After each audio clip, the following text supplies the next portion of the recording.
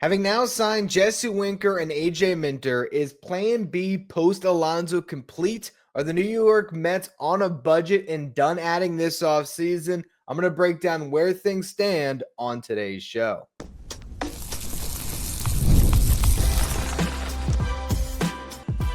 You are Locked On Mets, your daily New York Mets podcast. Part of the Locked On Podcast Network, your team every day. Hello to all you amazing Mets fans. You're watching Locked On Mets, part of the Locked On Podcast Network, your team every day. I'm your host, Ryan Finkelstein. If you want to find any of my work, follow me on X at Finkelstein Ryan. You can also find some of my writing at justbaseball.com, where I work as the managing editor. From big upsets to game-winning drives, the NFL playoffs are better with FanDuel. New customers can bet $5 and get $200 in bonus bets guaranteed, win or lose. Visit FanDuel.com to get started. Well, it's been a busy week for the New York Mets. It all started on Thursday when the New York Mets signed Jesse Winker, and then came the report by Andy Martino that the Mets were about to begin a post-Alonzo life. And I want to go back here and read exactly what was put out by Andy Martino on SNY. Because this is the public stance the Mets were making once they signed Winker. So I'm going to read the full story. He says, the Mets have agreed to terms with outfielder/designated hitter Jesse Winker, according to league sources. That deal, which is pending physical, signifies that the team has pivoted to an offseason plan that likely does not involve a deal to bring back Pete Alonso.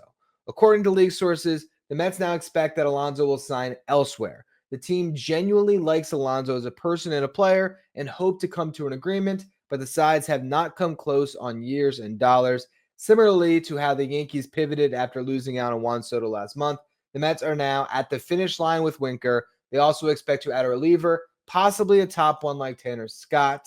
Alonzo is not known to be in agreement with any other clubs at this time. As long as that remains the case, he could, of course, sign with anyone, but it is now clear that the Mets are acting with the expectation that Alonso's time in Queens is over. And then he went on to talk about how the most likely infield configuration was going to be one focused on youth and versatility, with Mark Vientos likely to play first base, and then all the different candidates between Brett Beatty, Ronnie Mauricio, and Luis Angel Acuna getting reps at multiple infield positions in spring training, and obviously likely to fill that third base hole that's being left by Vientos, who is going to shift over. I know we've talked about all of this, but what's really interesting to me is the plan that was released could now be complete. The Mets signed Winker. They got a top reliever in A.J. Minter. They're done, maybe. You could say, oh, well, they need to go out and get another reliever, and maybe they do. But if you are following what the Mets are putting out there, and they're saying that the Pete Alonso money that was set aside is now being allocated to Winker and A.J. Minter, and let's just say tomorrow they decide, we're bringing back Ryan Stanek too. He gets $4.5 million. Well, if Pete Alonso's offer was, let's say, it was right in the middle of that reported $68 to $70 million range, so we'll call it a 3-year, $69 million deal. He'd be making $23 million per season. When it comes to the luxury tax, which is what's really important for the Mets, the $4.5 million for Stanek, that obviously is not real yet, but let's say that gets signed on Sunday. $7.5 million for Winker, $11 million this upcoming season for A.J. Minter. Put it all together, you get right to that $23 million number. It's all set. Pete Alonso money just got spread out, Juan Soto-like, the same way the Yankees did it with their $50 million, spreading it around to Max Fried and Paul Goldschmidt and Cody Bellinger. The Mets are all good to go, right? This would suggest that there is a budget on the 2025 New York Mets. And right now, if you look at where they are currently at, SpotTrack has their luxury tax payroll at $288 million.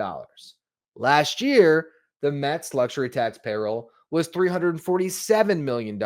But you had Max Scherzer on the books, you had Justin Verlander on the books, you had James McCann and Omar Narvaez on the books. Combine all those guys, you're looking at $67 million in salary that really wasn't on your active roster.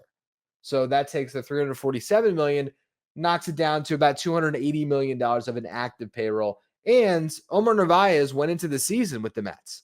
So if you want to throw his $7.5 million on there, the Mets right now are actually at pretty much the payroll they had last season, ignoring all of the dead money on their books with Verlander, Scherzer, and James McCann.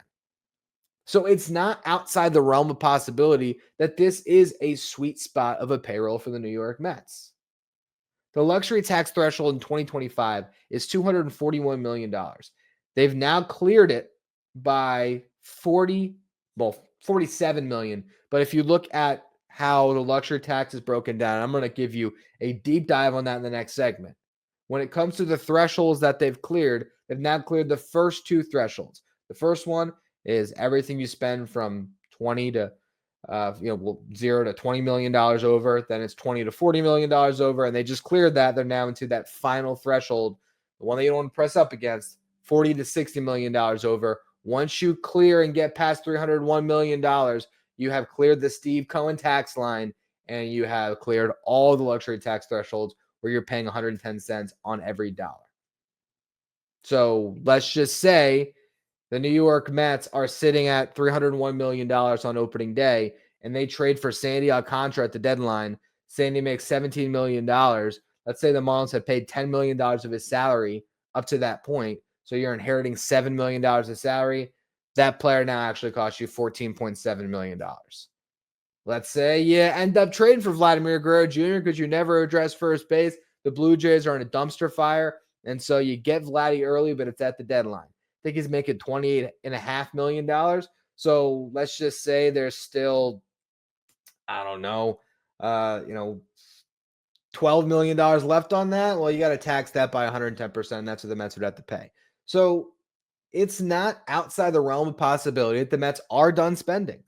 That they look at their roster right now and they say, you know what, our bullpen's pretty solid. We've added 1 million arms that none of you have heard of, but inside that front office, I'm sure they believe in all the additions they've made this offseason that we don't talk about.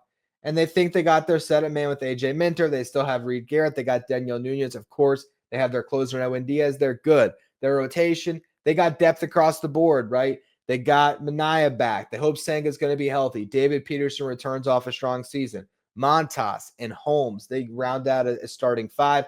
And then you still brought in Canning. You have Paul Blackburn. You got Tyler McGill. You have Brandon Sproat, your top pitching prospect, close. You're good in the rotation. And then you look at the lineup. If they really are cool with that third base configuration of all the kids, they got their DH platoon that they like with Winker and Marte. Juan Soto is going to replace Pete Alonso's production and then some. And the lineup that they're bringing back beyond that went to Game 6 of the NLCS last year. So the Mets might be done. But is there really a budget? I'm going to get into the weeds on the luxury tax in just a minute and really explain what's going on there. But first, a quick word from our sponsors. Today's episode is brought to you by FanDuel. From big upsets to game-winning drives, the NFL playoffs are better with FanDuel. Because right now, new customers can bet $5. You're going to get $200 in bonus bets guaranteed. That's $200 in bonus bets, win or lose. The FanDuel Sportsbook app gives you everything you need for live bets, same-game parlays, and so much more. And it's not just the NFL playoffs. You got the NBA season in full swing. You also got MLB futures. Maybe you believe Juan Soto is going to win the MVP. You can look at FanDuel.com, find the futures odds there, throw a little money on it. And remember, again, you're going to get $200 in bonus bets guaranteed. Just visit FanDuel.com to join today. You're going to get started with those $200 in bonus bets when you make your first $5 bet. That's FanDuel.com. Make this playoff season unforgettable with FanDuel, an official sportsbook partner of the NFL. Stay up to date with all the latest in the world of sports when you check out Locked On Sports Today, streaming 24/7 on YouTube. If you're watching on YouTube, do me a favor, hit that subscribe button. Our next goal is to get to 12,000 subscribers, and we're getting really, really close. Appreciate all of you who continue to subscribe. All right, so let's talk a little bit about the luxury tax. And I know that this is a lot of numbers I'm going to throw at you. I'm going to try to explain it as simply as I can, just so you can understand sort of the business behind how a front office has to operate. And while Steve Cohen has endless funds, you also don't want to just throw money down the drain that you don't have to. So let's go through how you get to getting taxed 110% on every dollar you spend over that final luxury tax threshold. So if you go over the luxury tax, Major League Baseball, for any team, first time you get a 20% tax on all overages. If it's your second consecutive year, that jumps to 30%. If you've been in the luxury tax for 3 or more years, you are automatically taxed a 50% surcharge as soon as you clear that luxury tax threshold. So every dollar over $241 million is going to be taxed for the New York Mets at a 50% rate. So they so far have $47 million on their payroll that's getting taxed at that rate. But there's additional surcharges. So there's 3 luxury tax lines beyond the original, the main $241 million luxury tax threshold. And that goes up each year, by the way. That's collectively bargained. Every year it's been rising, but it rises by a couple $1 million. So the first threshold to think about, you have anything that's over $20 million to $40 million over that $241 million. So $261 million up to $281 million. That first additional threshold you clear comes with a 12% surcharge. Then when you get to $40 to $60 million over, it jumps up. And if you're a first-time offender, I think it's $42.5 million. As a repeat offender, it's not $42.5 million, 42.5%. Once you're a repeat offender like the Mets, once you clear $40 million over the luxury tax line, you have an additional 45% surcharge on the money that you spend over that threshold. So let's try to make it a little bit simpler. The Mets were right up against that $40 million over threshold. They just signed A.J. Minter.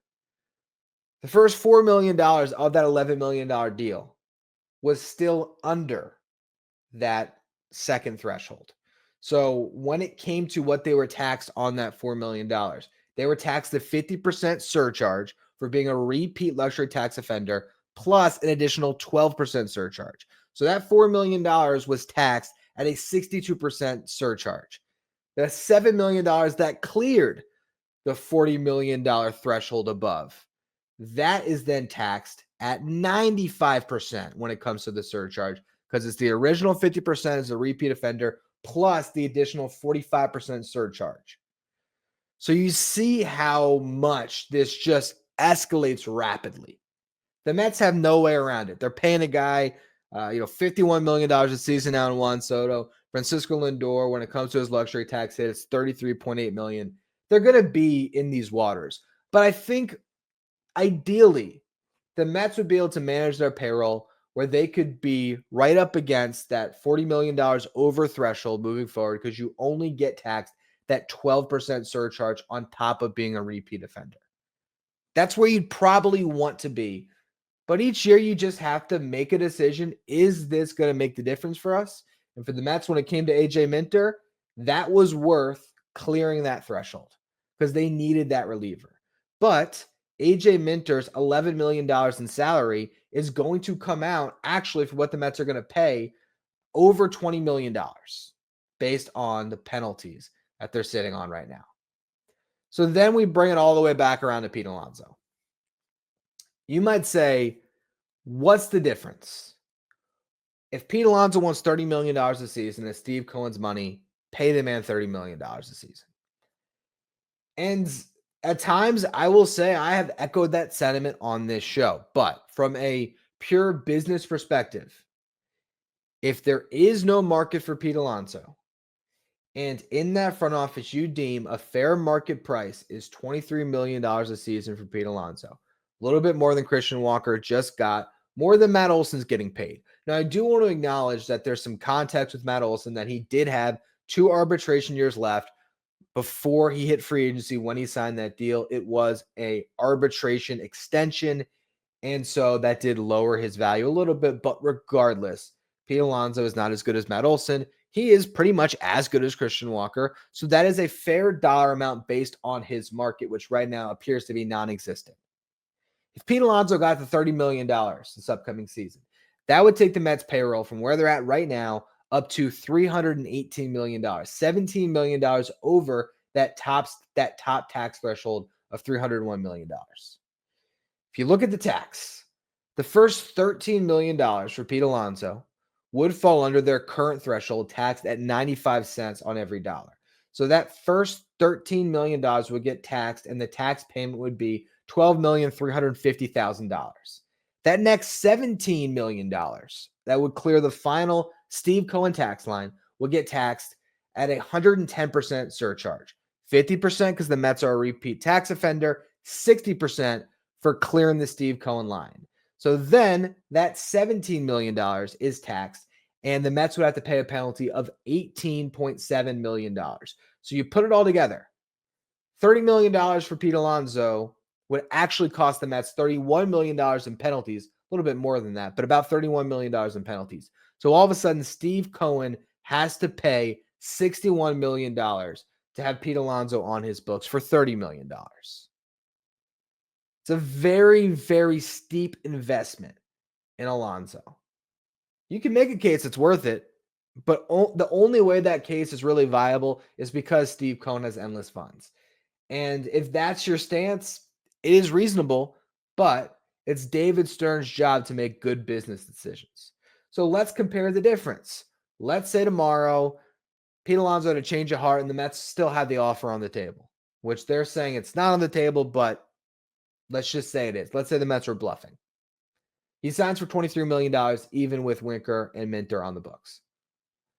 First $13 million gets taxed the same way. They would go $10 million over that luxury tax line. That gets taxed at 110 cents on every dollar. The penalty would be just over $23 million.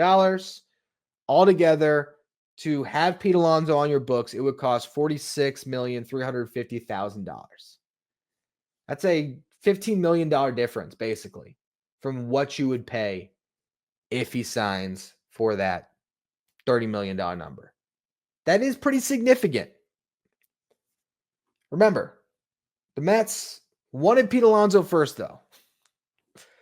So was there a budget? Was there actually a budget that was in place? Did the Mets actually have $290 million of a luxury tax budget in mind? And they said, or even we'll bump it up a little more. Let's just say that they still signed a leader for $4 million. A $292 million budget in mind that they were trying to target. Man, Pete Alonso, I'm sorry, we can't give you 30 because that's going to get to the point where we're going to clear that budget and we're not going to be able to pay that. We only have this amount of money. And if they had signed Pete Alonso, they wouldn't have signed Minter. They wouldn't have signed Winker. Those moves were only allowed to be made because the New York Mets did not sign Pete Alonso. If you're watching my face on YouTube, you might sense a little bit of sarcasm. I'm going to really talk this out in the final segment. Are the Mets bluffing? Do they still hope that Pete Alonso crawls back to them? Or is there just another splash that they plan to make? Is there another move that is coming down the pipeline where the Mets are going to blow past that final luxury tax threshold? I'll talk about it all in just a minute. First, though, a quick word from our sponsors.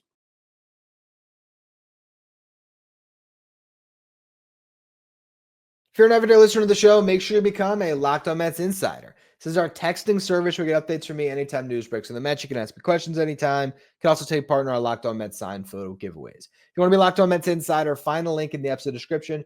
Go to subtext.com/LockedOnMets. Last year, the New York Mets ran a payroll of $347 million when it came to the luxury tax. Do they want to swim in those waters every year? Probably not. Last year, they had a luxury tax bill of $91 million. It's not cheap. Not cheap to foot that bill. Can Steve Cohen do it? Yes.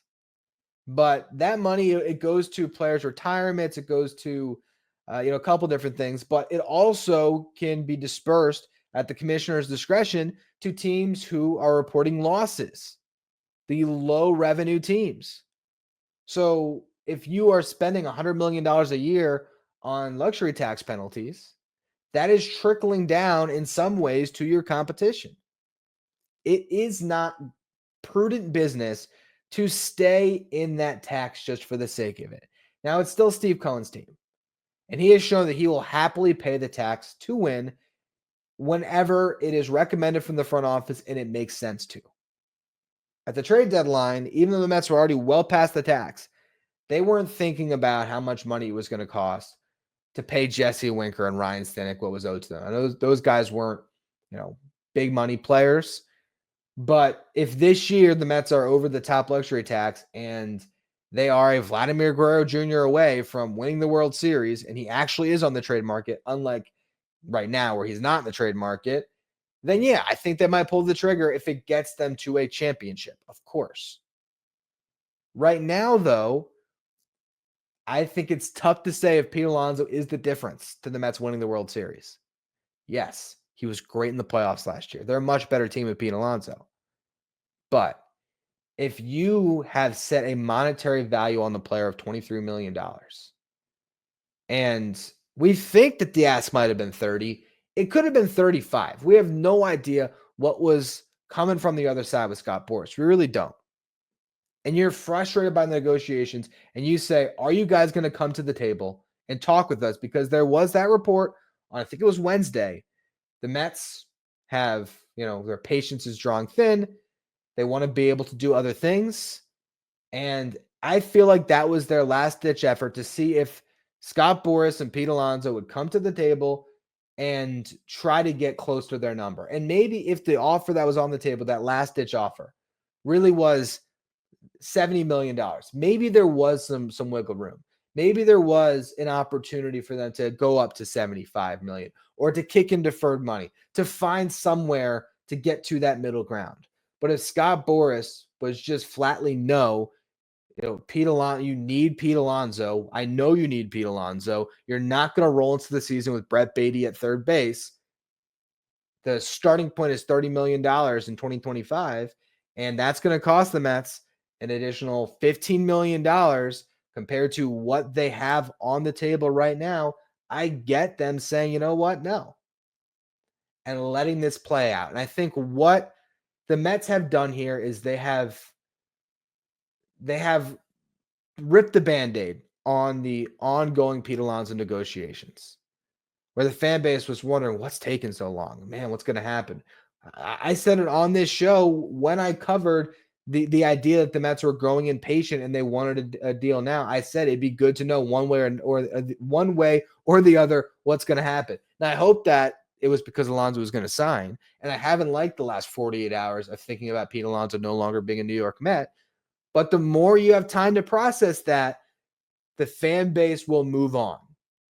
And that puts the Mets in the perfect leverage position, whether it's bringing Pete Alonso back or not. I think the Mets are comfortable with their team right now going into the season as is. I think they have been comfortable with the rotation ever since they signed Sean Manaea, with all the other moves they had made. And I even think that with the addition of A.J. Minter, they feel a lot better about their bullpen than some of us might. And if you look at their options in that bullpen after adding Minter, Diaz, Minter, Garrett, Daniel Nunez, Jose Butto is not a bad start to a good bullpen. You have Sean Reed-Foley, who does not have any options, who had a really good season last year. Danny Young has good stuff. He doesn't have any options. You have Griffin Canning and Paul Blackburn, who will factor into that bullpen mix in some capacity, because the Mets might run a 6-man rotation, or I think they'll have a 5-man rotation. They'll work with the off days, and they'll have those two guys able to make spot starts, and it's going to be very Brewers-like, because you've seen the Brewers over the years sometimes have a 4-man rotation, a bunch of guys in the bullpen that can go multiple innings. The Mets can get really creative with their pitching staff this year, and I expect they will. That just means there's 2 more guys that need spots on the roster, though. And so right now, if you assume those 5 guys I talked about are going to be in the bullpen, so that's Diaz, Minter, Garrett, Nunez, and Butto, and you're going to have Canning and Blackburn there. That's 7 pitchers. You have your 5-man rotation, Manaea, Senga, Peterson, Montas, Holmes. That's 12 of 13 pitchers. You only have 1 spot.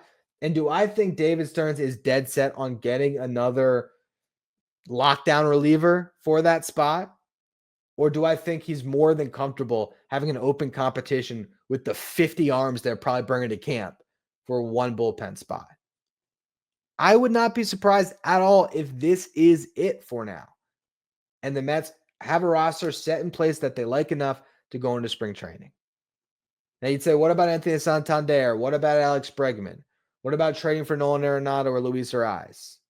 Those options are all on the table, but every moment you wait, the cheaper those options get. Supply and demand. And there's, a limited amount of jobs at a certain point. And teams who aren't the Mets, once they get to spring training, for a lot of them, that's it on spending until the trade deadline. At the deadline, if they're in it, they might pick up a big salary. But otherwise, they're locked in. Last year, we saw two teams take advantage of the slow market. We saw the Giants get Matt Chapman, getting Blake Snell. Against the Cubs, they get Bellinger back, and the Diamondbacks didn't benefit, but they signed Jordan Montgomery. But the other team that really benefited was the Mets with JD Martinez. They waited until March 24th to sign JD Martinez. March 24th. It's 2 months from now and a week. They signed into a 1-year, $12 million deal with $7.5 million deferred. That deferred money took JD Martinez's luxury tax salary to a little over $9 million. A guy that in the past would get paid $20 million or more, all the way down to $9 million by waiting. If Pete Alonso gets $30 million in the 2025 season from the Blue Jays, he's probably a Blue Jay. If he gets that from the Angels or any of the other teams, he might sign with any of them. Who knows? I think the Mets, at this point, have already done the hard part of the breakup. They've already made it public. The fan base has had time to process it. That's out of the way for them. But if Pete Alonso can't get that deal from the Blue Jays because they've signed Anthony Santander, and he can't get that deal from the Red Sox because they signed Alex Bregman, and the Angels decide, we're not really a Pete Alonso away, so we're not going to do it for $30 million. And the best he can do is the market price that the Mets have now sort of set, if it was them that did leak what their offer was. And other teams are just saying, yeah, we'll do like $23 million, $25 million. And Pete Alonso has to think about signing for that amount for another team instead of coming back to the Mets at the contract that was offered. You never know what might happen. There could be a world where these two sides eventually talk again. And I think Pete Alonso would have to drive that a little bit. And he ends up coming back. Or you could be at a point where Jurickson Profar has been out there forever. And you say, you know what? We're looking at what we see in camp right now. We don't think we have enough at third base. So we're going to sign Jurickson Profar. We're going to shift Mark Vientos back to third, and we're going to play Profar at first for the season. If he's out there for a long enough time, you might get a steal on Profar. The Padres might be struggling to clear that Luis Arraez money from their books, and it might be a necessity. And what they're asking in a trade, that price might drop. And you might say, man, we can get Luis Arraez for just this. All of a sudden, you pull the trigger on that. Or maybe the same thing with Nolan Arenado. Maybe it gets to a point where the Cardinals are willing to eat a little bit more money on the deal, and you don't have to give anything up. The Mets are now sitting in a position where they can go into camp, feel good about their rotation, feel good about their bullpen, feel good about their outfield, feel great about their shortstop, catcher, their first baseman of Mark Vientos right now, and they got one huge question mark at third base.